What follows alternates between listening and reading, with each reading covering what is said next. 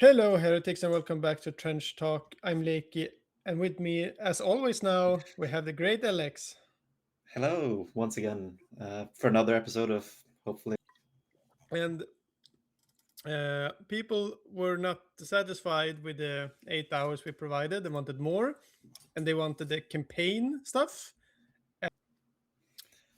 And but before we begin, I was gonna ask you, what have you been doing since last episode?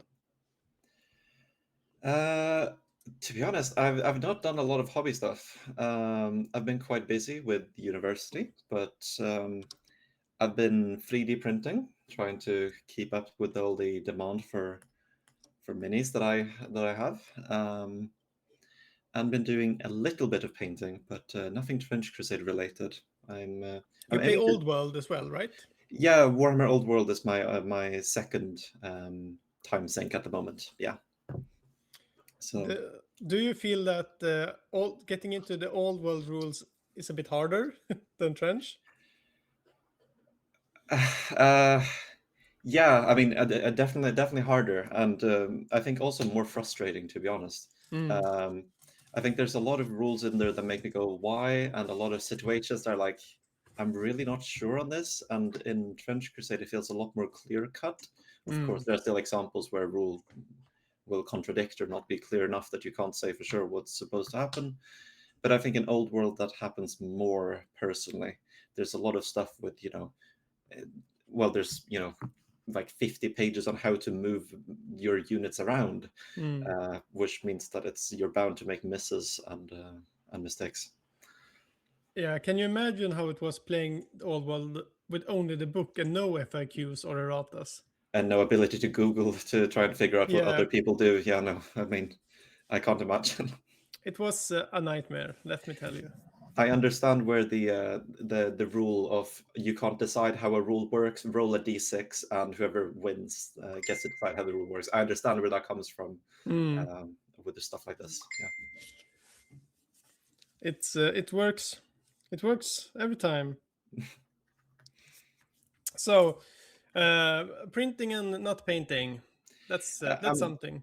I'm looking to paint today. I have my campaign where I'm playing Sultan coming up, and this guy amongst others need to be finished. Big Yeah, old bull. nice. Sadly, yeah. I mean, not done yet, so I've got some work left to do. Um, but I'm hoping I can get that done today. I'm hoping, Yeah, God willing. God willing. I had the trench tournament day last weekend, Hmm. in which we played 3 games, and in between the games, if a model got hurt, they had to roll to see if they died or got an injury if they were elite, and they had to re-roll until they got an injury. And this concept was very fun Hmm. because it led to some hilarious moments when at like game two, one guy was down to 700 youth cats because so much stuff had died, Oof. and others had, like, their leaders couldn't wield their weapons, or was every action is a risky action. So everybody was really hurt going into game two, which also led, like, game two and three were faster because it's less youth cats. Yeah. So it's not as long games as the first one. So your first game is almost most important, which is reversed on how tournaments usually work, where it's the last game that counts the most. Hmm. So, Uh, what injuries did you roll? Did you roll any bad ones?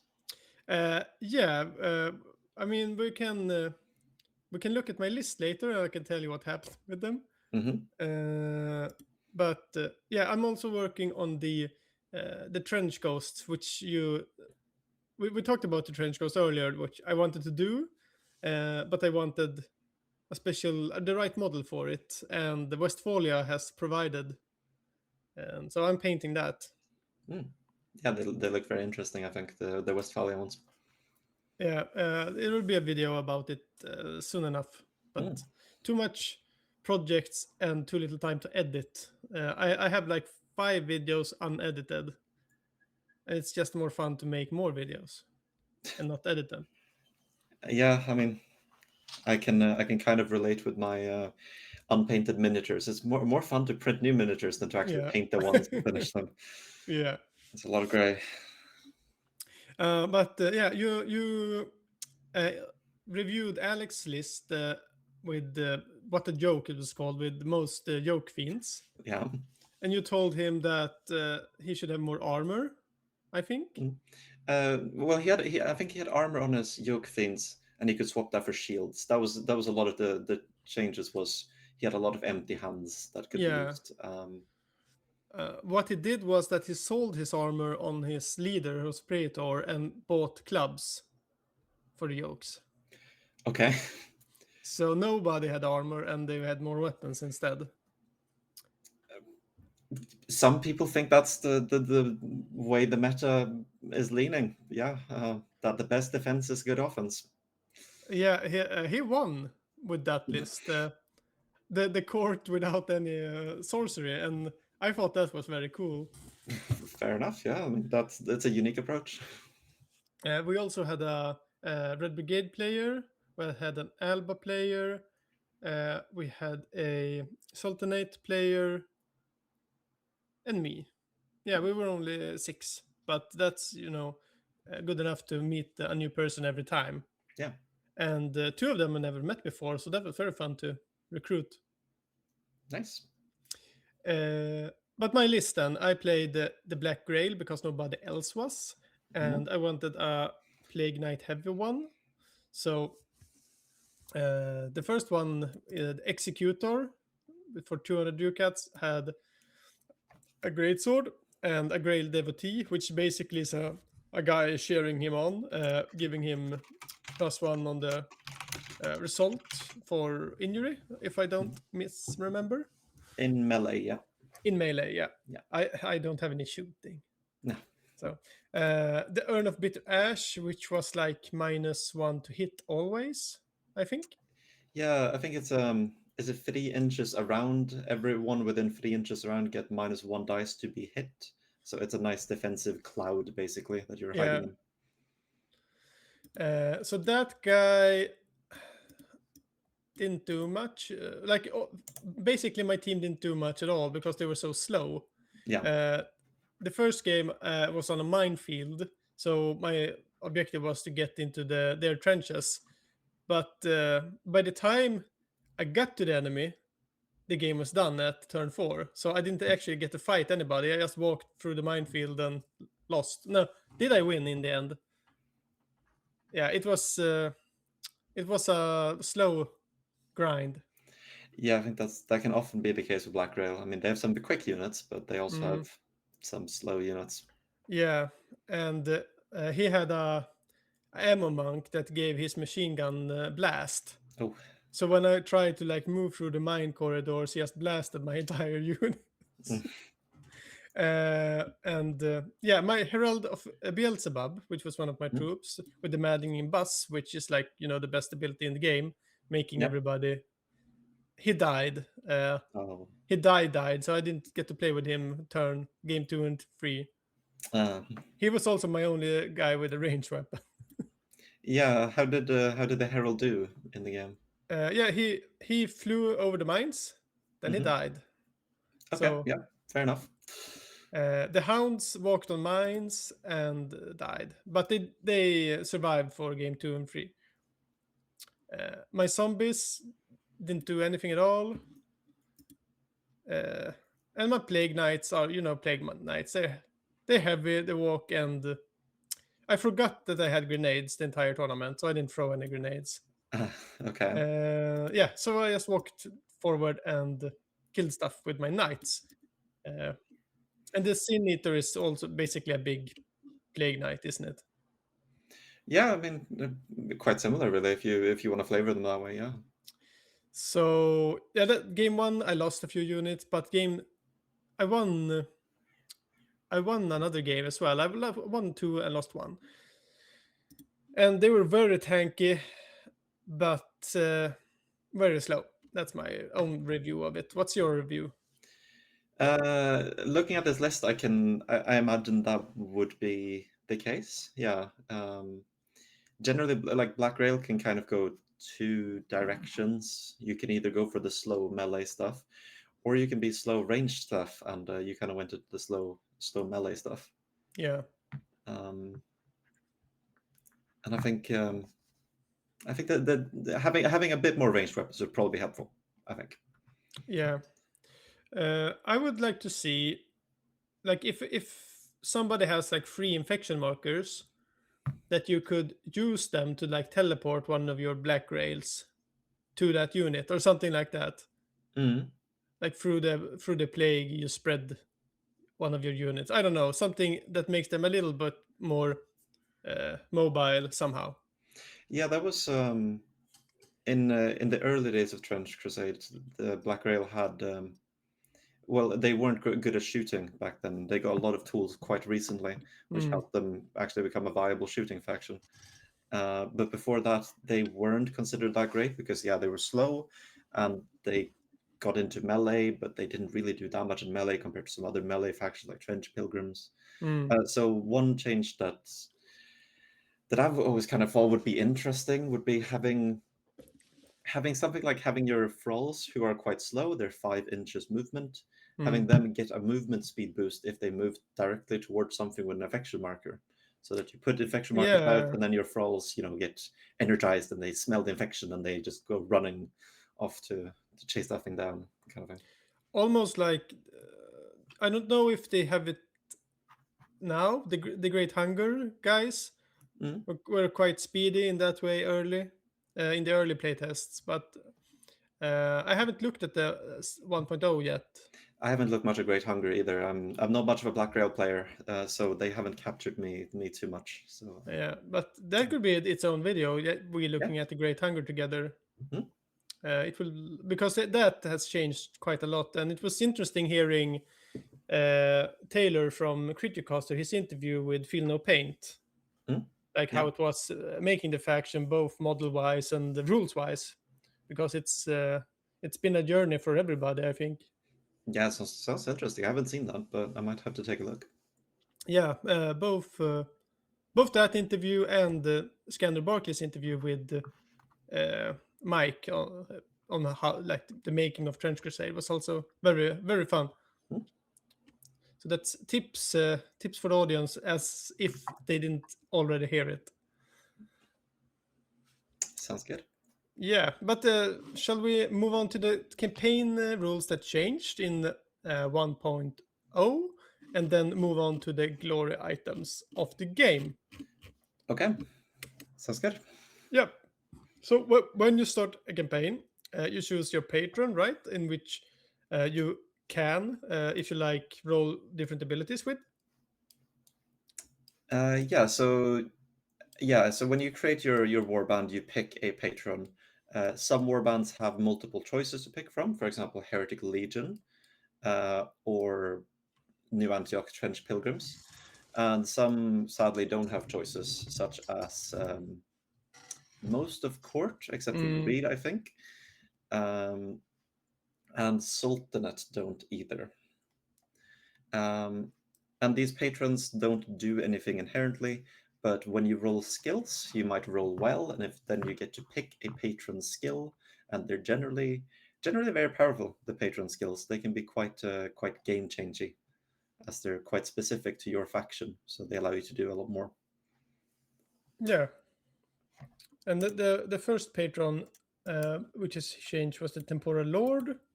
Hmm. Armor equipment procurement limited to once per warband can only reduce armor to cost 15 or more instead of 20 and less. I think that was 20 or more before as well, but yeah, so armor and equipment procurement being cost of any armor, shields, or equipment worth 15 or more is reduced by 5 if a model with a skill is part of the warband. Um, yeah, I The mean, cheaper stuff. cheaper stuff. Yeah, so if it's worth 15, you go down to 10. It's quite good because yeah, you end up. For example, if you buy standard armor, that goes from costing 15 to 10. That's pretty good. Hmm. Sadly, of course, it won't have an effect on a normal trench shield because that costs 10, which is below 15, so no effect. But yeah, this can This can save you like 30 ducats of threshold, allow you to buy something else with that money. So it's quite nice for that. You can squeeze a little bit more into your warband. Not a bad skill. Um, I do think that it and the other procurements fight against some really good skills in this patron list, sadly. So It's a little bit of boring though. Like it's it's not. not a wow factor on getting No, cheaper stuff. no. It's not an exciting ability. It's that is true. The Excel warrior will choose this one. Yeah, but yeah, they have three other abilities that are not or three other patron skills that are not the procurement, and those are a lot more exciting. Yeah, okay. Should we almost include everything? No, it's a lot. there's a lot of time. Yeah, Yeah, that's the issue. Yeah, let's not. another time. Yeah, the warrior saint. This the great one, the dragon slayer. Yeah, um, I'm trying to remember if this is a buff or a nerf. Yeah, because yeah, the change is that the ability is, or the patron skill is, when you make an injury roll for a melee attack made by a model with a skill, you can change the roll of one of the d6s used for the injury roll to a 6. Yeah. Um, I'm trying to. So you roll all the dice and then you change it instead of setting one aside and then only rolling one dice. Yeah. Yeah. And I think this would be better, I suppose. Yeah, this would be better. Because Yes. if we say you have two dice, then that's still two chances to roll a 6 and then Yeah. change the other one to a 6. It's way So better. it's really good. Dragon Slayer is a very good effect, for sure. Yeah, but yeah, and this was the thing that you could combine with the sword to somehow auto 12.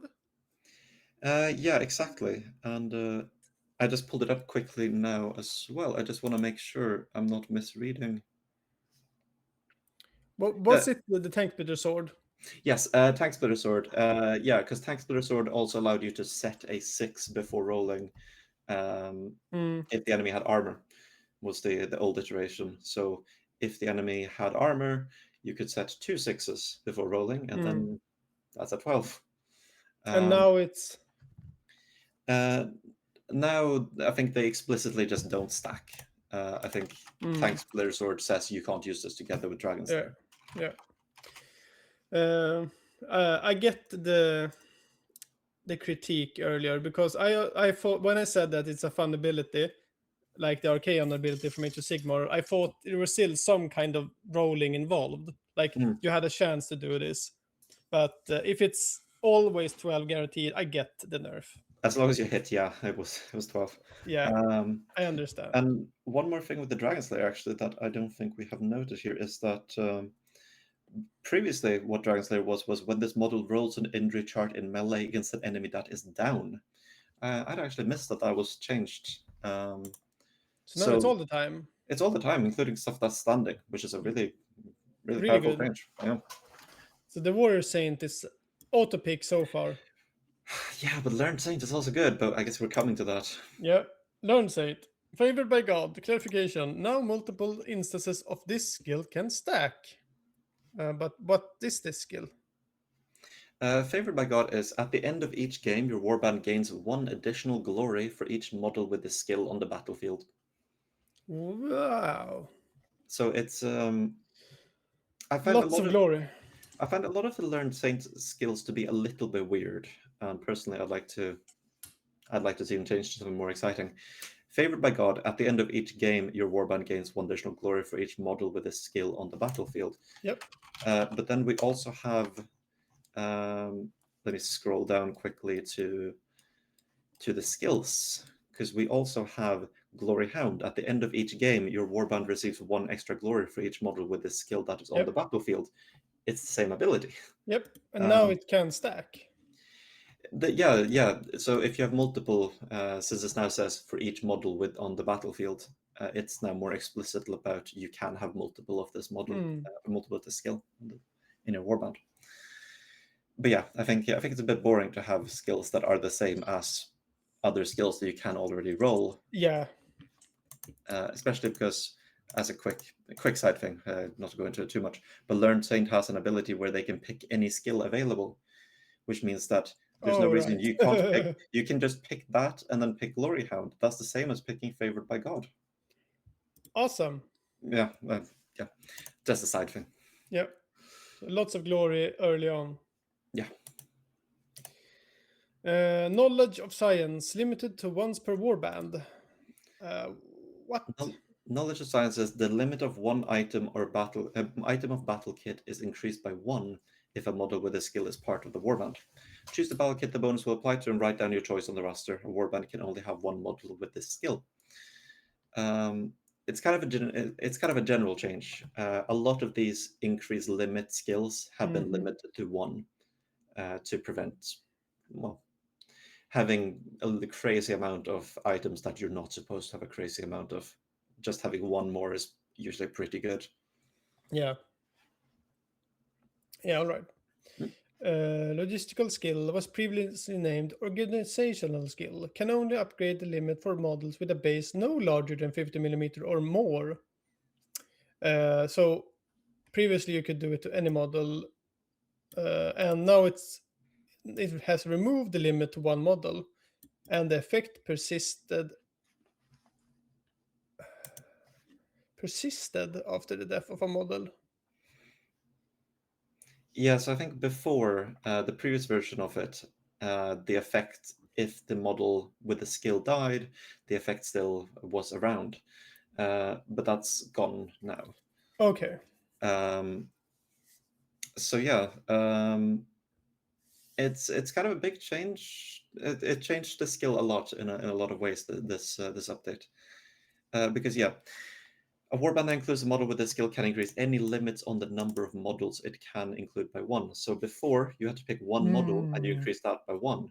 So if you played New Antioch, you could pick your engineer, your medic, or your mechanized heavy infantry or anything else. Now you get the skill, you increase all of them. All of the models below 50 mm or less base increase the limit by 1. Which is a lot of limit increasing. But of course, the downside is it no longer applies to models that are 50 mm or more base. The biggest one there is Trench Pilgrims. They can no longer get in more anchorite shrines. Before they could do that. But yeah, if you want to spam anchor shrine, you can use the Saint Methodius anyway. Well, why don't you do both and have like 5 shrines of Saint Methodius with auto cannons and big guns on? Yeah, Yeah. running around Imperial Knights here.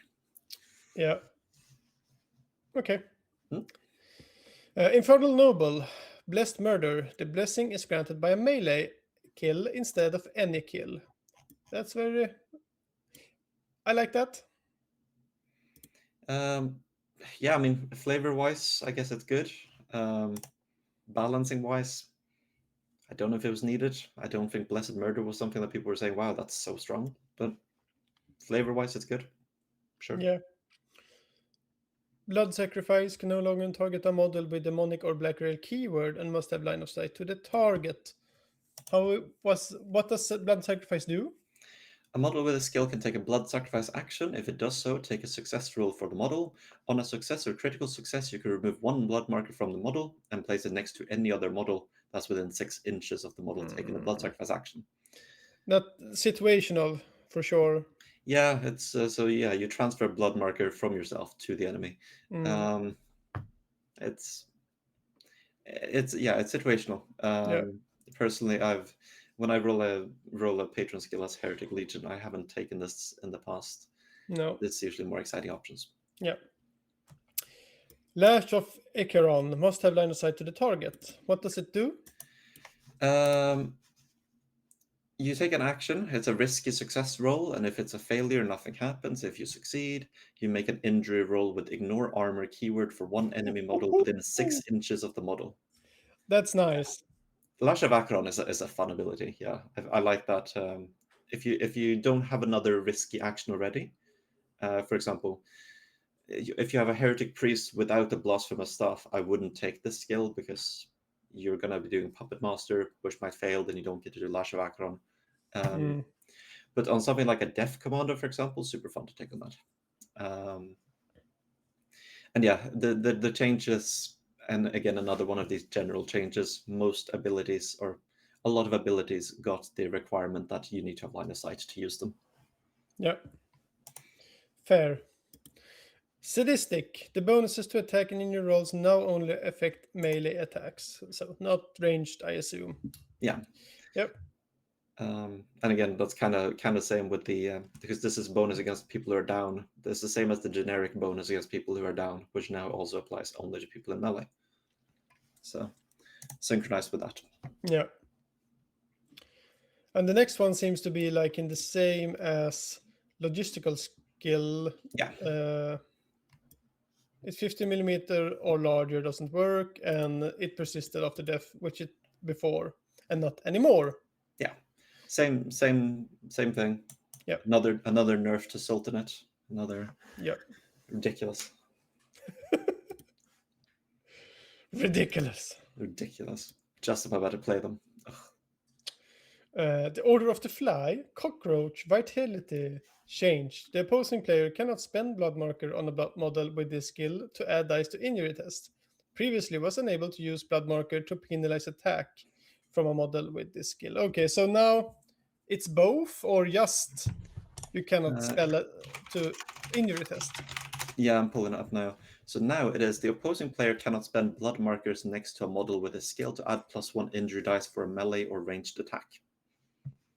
So Okay. So it's pretty good.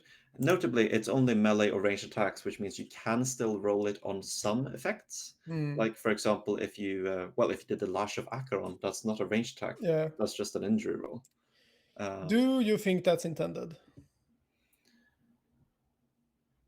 I mean, if I had to give an answer, I think so. I think there's cleaner ways to word it if you want it to be any injury roll than to say for a melee or ranged attack. I think they could have just said to add injury. The opposing player cannot spend blood markers next to a model with a skill to add +1 injury dice for injury rolls against this model. Yeah. They didn't write that. They wrote melee or ranged attack. So Yeah. Okay, the seat of Beelzebub. Clarification on the position swap. The center of the two models must be at the same place. Can't be used if any base touches an impassable terrain or the base of another model. Okay, so sometimes it's impossible to do it. yeah. Yeah. Fair. Mammon. Money can buy anything. Limited to once per warband. Yeah, so this is again same thing as I said earlier about the knowledge of science and limit increasing stuff like that. Making sure that there's no crazy stuff.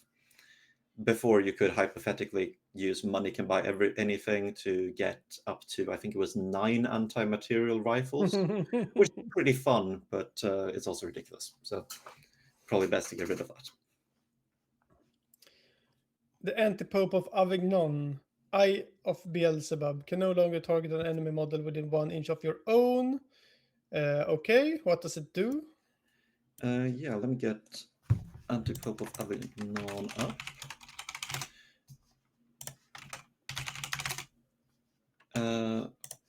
Where is Avignon? There it is.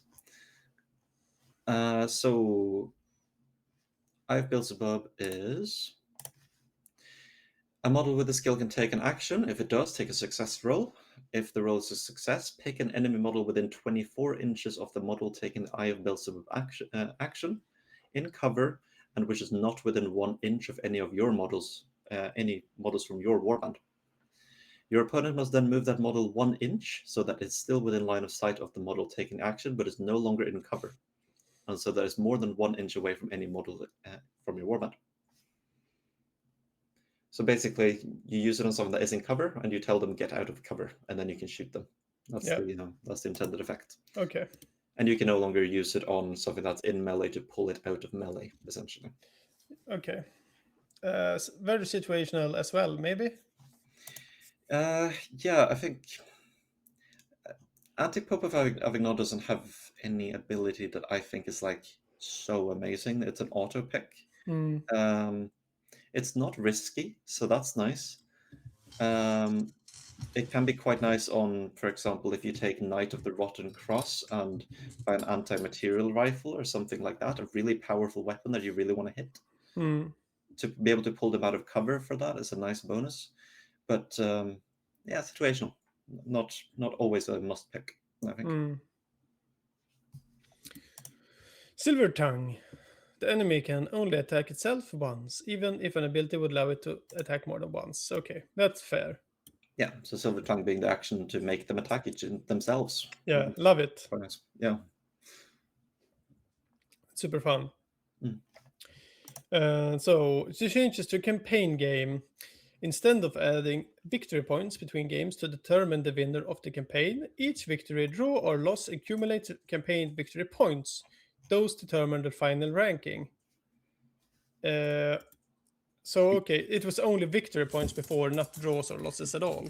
Um, yeah. So yeah, before you had you went into a game, you played a scenario, you got the victory points in there that usually determined who wins or loses. But the victory points was also what you wrote down and checked at the end of the campaign who won the campaign. Um, so now instead of actually doing that, you still track the victory points in the game to see who won, but the winner, the loser, and the draw, you get a set amount of points. The winner gets Yeah, 15 points, draw 10 points, loser 7 points. yeah, that's more clean. Yeah, I think I think maybe there should be something in there to take into account how late the game is. For example, game 12 I think should matter more than game 1. So I think it's a work in progress personally, Mm. but overall, yeah, it's cleaner. We are encouraged to adjust the length of the campaign to fit our need. Well, yeah, okay. Randomly generated scenarios are no longer used in a campaign. Yeah, that's good, I think.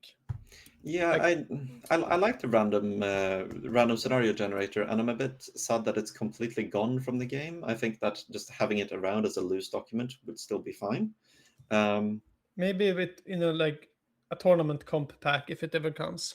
yeah, and I think in that case, yeah, there were some combinations that were practically unplayable. So yeah, maybe more curated than that. Um, but yeah, overall, it's nice that we no longer need the random generated scenarios, I suppose, to run a campaign. There's now enough scenarios to Yeah, actually play. yeah. Clarification threshold now also limits the maximum ducats you can field in a game. Yeah, yeah, this one is always a contentious topic. Some people think it shouldn't, some people think it should. My opinion is that it always has said that. It just wasn't very clear. Yes, it's clarified. It's very clarified now. But threshold was always a maximum limit of how much you could bring to the field.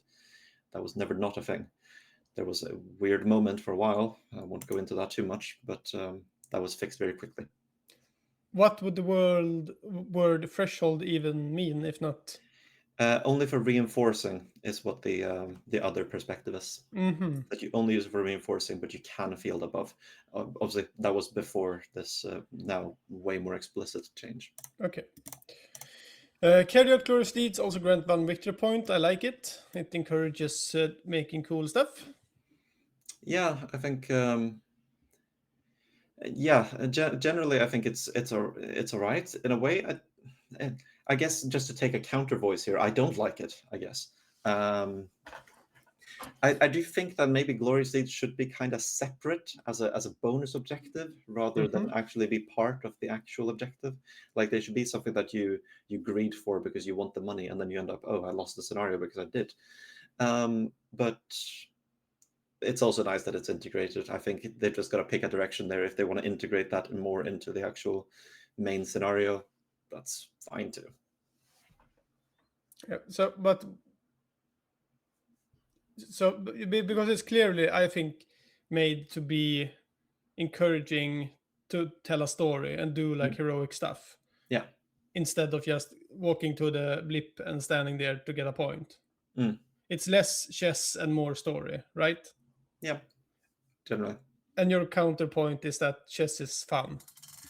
My counterpoint is that your lieutenant sent you here to capture a tower, and you leapt off the tower and stabbed someone. Not gonna help you capture the tower. Yeah. Yep. Yeah, But sometimes that's Rambo what I gonna think. Rambo. Yeah. Yeah. Okay. Interesting. The trauma chart is slightly adjusted. Okay.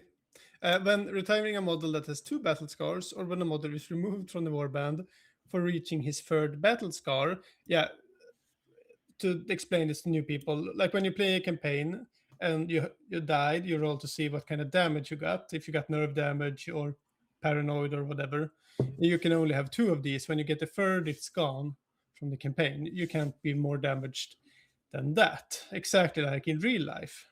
Mm. uh, so you can keep any items they had. You only lose items from model that get killed due to the trauma effect, which is like if you're real unlucky, you can roll a 1 and a 1, and then it dies instantly instead of waiting for the 3rd scar. Yeah. All right. Do you want to take promotions? Sure. So promotions, which is when you turn a non-elite model into an elite one. Promotions now happen before advancements. Advancements being the experience. So, which means newly promoted elites will gain experience during the same campaign phase in which they are promoted. Um, it's a bit of a topic that's still discussed because it's not explicit, but it is the order that is written. It's written promotion and then under advancement. So if you go top to bottom, you make it elite, then you check were all your elites in the combat? Yes, then they gain experience. So the general consensus on how to play it is they get an experience. Yeah, and then no strong feelings on this. I mean, it's a change from before, so that's scary. But change is good sometimes, so that's good. Not much to add there. Yeah, it feels like more fun stuff earlier. It allows promoted units to catch up quicker to non-promoted elites, normal elites, and actually get skills. So that's nice. If the model did a glorious deed, it would even have 2 experience because it did go 1 from glorious deed and 1 from just existing. So then it would get skilled right away, which is pretty nice. Following on, winning a game no longer provides you with additional promotion die. Previously, you got an extra 1 if you won. No longer a thing. Now it's just Don't like it. don't like it. No. Let's see. I do think that winning should give you some sort of bonus, and I think that is something that Trench Crusade is kind of wrestling with at the moment. Is basically people who play in the moment versus people who play for the longer campaign. I think a lot of people are people who play in the moment. They want to have a strong warband. They just want to have fun games, stuff like that. And they don't see much point in winning a lot of time because you don't really get rewarded. Yeah, you get more points towards winning the campaign, but if you don't care about that, then it's more fun to get another glory point or another promotion die, stuff like that, actually have an incentive to win. And this did take that away. So I suppose that's the downside. Yeah. But yeah, now you only get 1 promotion die from playing the game always, and then 1 for glorious deeds. So again, glorious deeds, good to do. The Werewolf of Heretic Legion can no longer be promoted. Previously was limited potential, so you could promote it a little bit. I don't know. I think it's kind of a shame. Scary Werewolf is cool, I guess, but it's also it's kind of the same feeling as I had with the Mercenaries. You can't change the equipment. I'm fine with that. I think Werewolf should maybe be a unit that you come up against and you know what they're doing. That argument is kind of in the ground though, because Mercenaries are now promotable, so you don't know what they're doing. Yeah, I agree. Totally. The Werewolf is hella scary by its own. It doesn't need any more stuff either way. But I agree with the sentiment that you should know what you're up against. So yeah, on and off games you do though. But yeah. And Werewolf also had there was a lot of skills and injuries that broke the Werewolf quite badly. Mm. So I'm glad that's gone, really. Mm. Um, Onwards. Black Rail, clarification, fly for all cannot be promoted either. Mm. Yeah, I mean, I don't think a lot of people were promoting their fly for alls, personally. But yeah, they can't. Yeah. All mercenaries can be promoted to elite, as touched on before. Yeah. I don't like it. I think that mercenaries should be a static factor and not something that changes. Personally, Yeah. It it's fun in mm. one way, but it's also a hell of a lot of job to like change equipments and like stuff on it depending on what you roll. uh, Onwards to the skills, I guess. Mm. Oh man, gunslinger. Gunslinger in its current iteration, I think, is one of the weirdest and possibly most flawed writings in the skills table, at least, uh, if not the rules as a whole. I think there's a lot of issues with it. Mm-hmm. Let's hear them. Um, yeah, let me get gunslinger up here. So the following rules apply to a model with a skill if it is armed with ranged weapons with the pistol keyword. If it is armed with 2 weapons with a pistol keyword, it can make a ranged attack with one and then immediately make a second ranged attack with the other. It can use one of the weapons to make a melee attack during the same activation. If it is armed with 1 weapon with a pistol keyword, the weapon has the ignore offhand weapon keyword. Add the assault keyword to any weapons that have the pistol keyword, unless they have it already. Um, let's just go top to bottom, I guess. Mm. The following rules apply to a model with this skill if it's armed with ranged weapons with the pistol keyword. You don't need to say that applies to ranged weapons with the pistol keyword because every single one of these points already specify it applies to pistol keywords. Mm. So we don't need to double that down. Um, if it's armed with 2 weapons with a pistol keyword, it can make a ranged attack with one and then immediately make a second ranged attack with the other.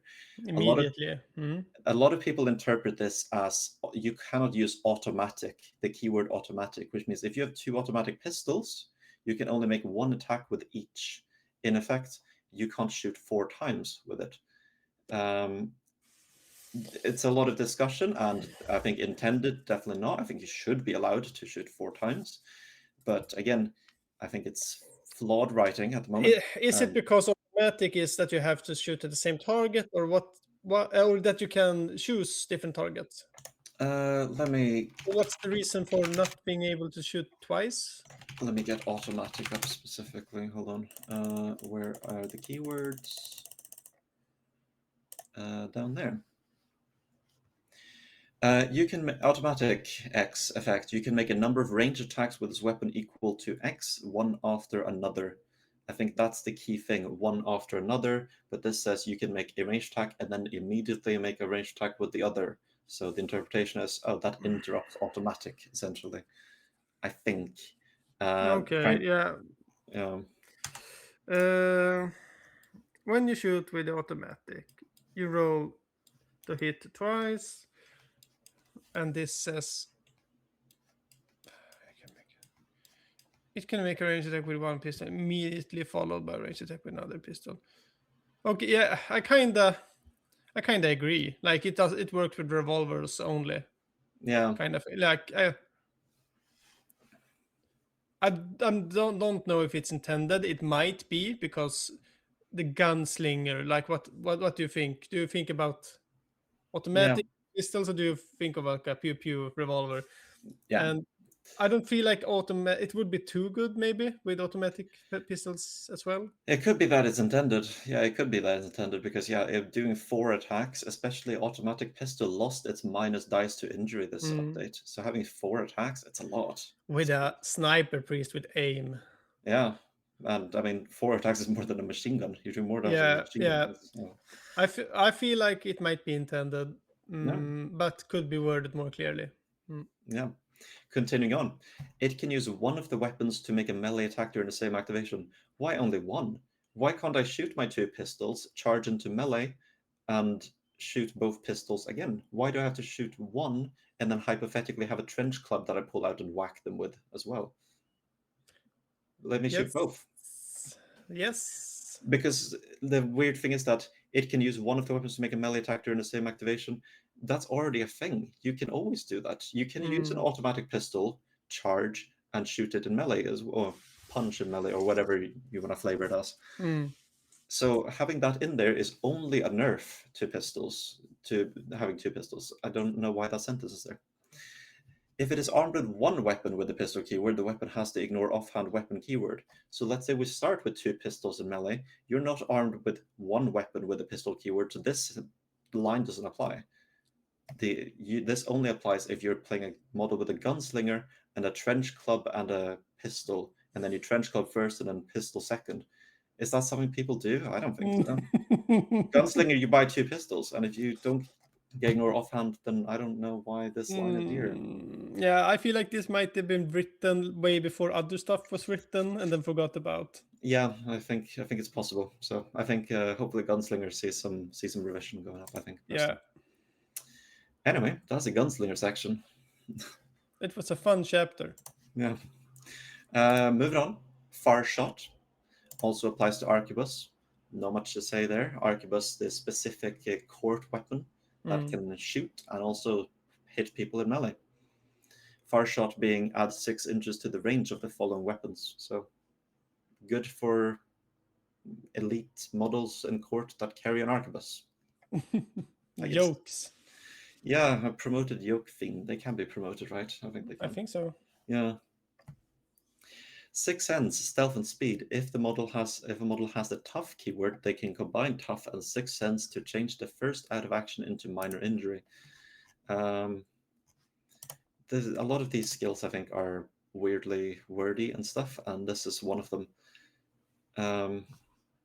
Because yeah, the full skill is if a model with this skill suffers a down result on the injury table, it's treated as a minor wound result instead if the model does not have any blood markers. If the model also has a tough keyword, once per game it can use the keyword to change an out of action result to a down result, and then use this skill to change the down result to no effect. I think again this could be cleared up a lot. I think this is weirdly convoluted. So if on a non-tough model, um, it's the first time you if you roll a down result, you get a minor wound instead if you don't have blood markers. Essentially, if you get down result as your first injury, then you get minor wound instead. Okay, but then it gets weird if you have tough, because then once per game, even if you use the first effect, presumably, even if you have blood markers, you can change an out of action result to a down result, which is tough, and then use this skill to change the down result to no effect. Is that even if I have blood markers? Is that a bonus on top of that? It's a little unclear, I think. What does the blood marker have to do with it?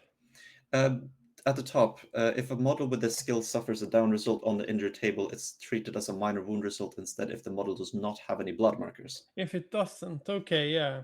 So yeah, is the second part also contingent on not having blood markers? I don't know, but it's pretty. It's a weirdly convoluted one, I think. Yeah. Bad company. This skill. The model with this skill no longer counts as an elite for the limit of 6 instead of upgrading the limit to 7. Always better, I suppose. Always better. Yeah, more elites. And theoretically means you can have as many elites as you want as long as you keep rolling bad company on them. Yeah. Because before you were limited to 7, now you can just go to 22 elites if you just roll it all. Yeah, more elites. Not much to say about that. War Stories, wild card. This one is weird, I think. Now gives bonus experience to all elites without the skill instead of only one. I think this one. It wasn't it limited somehow? It's now, yes, a warband can only have one model with this skill. That was changed in 1.0.1 because it was ridiculous. Hypothetically, again, taking into account the bad company not having a cap on how many elites you can have. You can have 5 elites with war stories, and then 10 other elites that are just getting 5 experience per game. Yeah, but Mm, how? Like, I know that you can, in theory, have it, but in practice, did anyone ever? no, not that many, no. But even having 2 or 3 war stories feeding your other elites, I mean, that's a lot. That's a lot of Yeah, experience. yeah. Um, so yeah, I take the extreme examples because they can happen, and Mm, anything up to that level is still risky, I think. yeah. Okay. Mm, Um, but yeah, it does have a weird part of wording, which I think is still in here. Yes, um, which means some people think that it could not function this way at all. So it reads, when you're recording the experience points earned by the models in your warband in the campaign phase, you can give each model with the elite keyword that does not have the skill +1 extra experience point. Pretty clear. But then it says you can't pick the model with the skill itself. you can't pick a model with the skill itself. Okay. So that was never a thing because it already has war stories. The thing is, this was already, I believe this is wording from the old war stories where you picked one model. So it's probably just old wording lying around in there.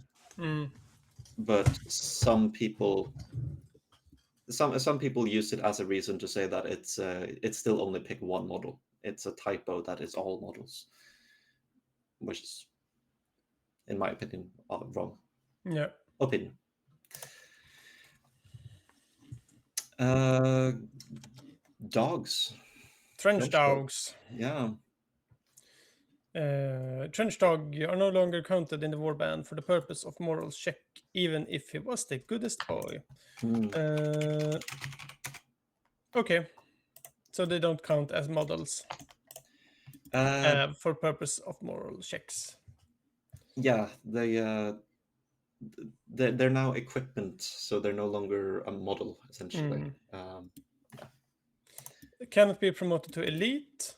yeah, The Hellhound, which is a trench dog in evil form, in a Black Rail or Knight of Avarice warband, the Hellhound gains the gas keyword instead of fire. Cool! Mercy Dog can no longer drag friendly model when it retreats or charges. What do you mean? What does that mean? Mercy Dog is new anti only, of course, and Mercy Dogs have and can use a medikit. In Mm. addition, when you move a Mercy Dog that starts to move in contact with a friendly model that is down, that is more than 1 inch from any enemy model, it can drag the friendly model along with itself. Oh, right. So the Mercy Dog, when the Mercy Dog retreats, it cannot drag a friendly. Yes, Okay, that's yeah, the last line now. A Mercy Dog cannot drag a friendly model when it retreats or charges. yeah, I understand. Yeah, Yeah. that's fair. And then we have the scenario changes.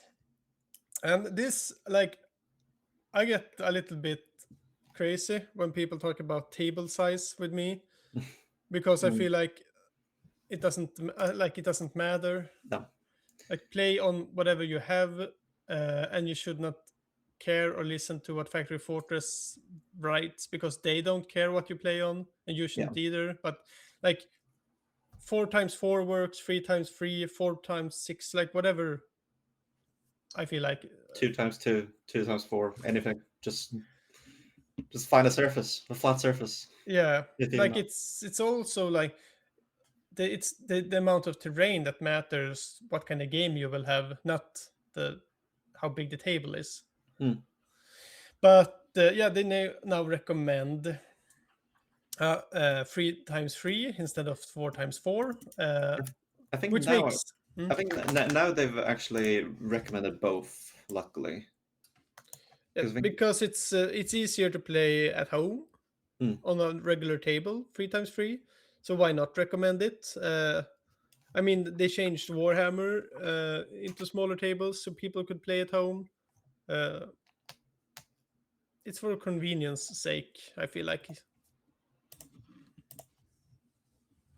yeah, I think again it would maybe having a small little section just to clarify that.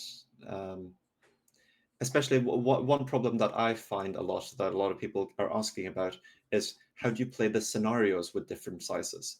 I think maybe having a little bit at the start of the scenarios explaining that Mm, the maps are not to scale mm, and that you should only take into account the measurements. All these scenarios are made, not all of them. Most scenarios are made to accommodate any size that is more than 24 inches across. That's it. If you play 36, 36, 30, 48, I said, it doesn't matter. Yeah. It doesn't really matter. Yeah, the deployment zone is the only thing that gets smaller or larger. Yeah. And that will have an effect on games, of course. But the game is perfectly playable on 36, 36, or smaller or larger. Yeah, like of course it changes the game, but that's the fun part of it, that it's dynamic and you don't have to follow the 40k size of it. But this is exactly where you place the L's to make it symmetrical and as boring as possible for everybody. That yeah, like I can't stand it in miniature gaming. Like it's totally fair on like board games. It's totally fair in computer games, competitive computer games, and but I don't think that this mindset has its place here. No, I think I don't know. I think that it will probably be that we get like a parallel set of rules, meta stuff for the campaign, like campaign versus the tournament players. I think sure, L-shaped terrain has has its merits if you want to be fair in a tournament, but it's not fun and it's not visually appealing. So I Yeah, think the default won't be that, and I think that's fine. I think that's very fine. And I think the rules should lighten up a little bit on putting like strict restrictions on do exactly this in favor of do what seems right. yeah, but people crave it. People crave order and restrictions. People need to be told what to do. Yeah. Break free, people. Okay, so also new recommendation for one and off games. It's 800 Ducats and 6 Glory instead of 908. We played 908 on this weekend tournament. I felt like that was a very good limit for like having 3 games in one day, even though it grew a little less and less each game.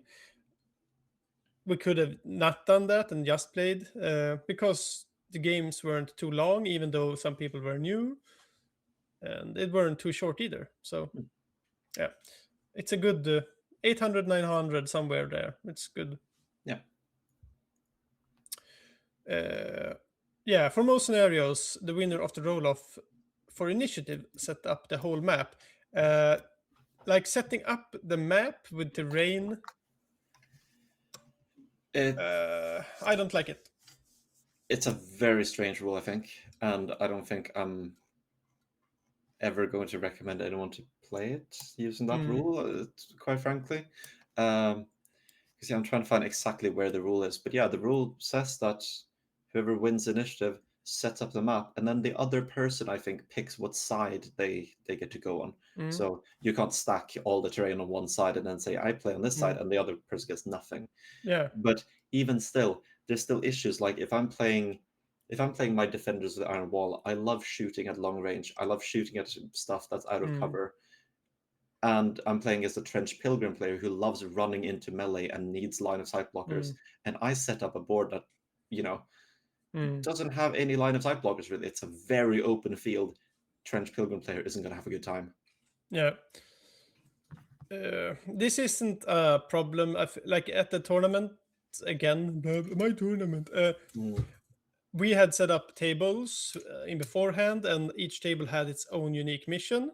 So it was like preset, as most tournament places are in all games. Like the terrain will be set, and you can't change it. But if you play on and off game as a beginner, like how do you even know what to do if you win? Like it's just more fun to do it together. Or like what's the theme on this board? Yeah, it's gonna be like a ruined city. Let's pick out some ruined stuff and like go with it. Yeah. Like do it together. It's more fun. I think boards should be set up between the two players. It's more fun that way. Yeah.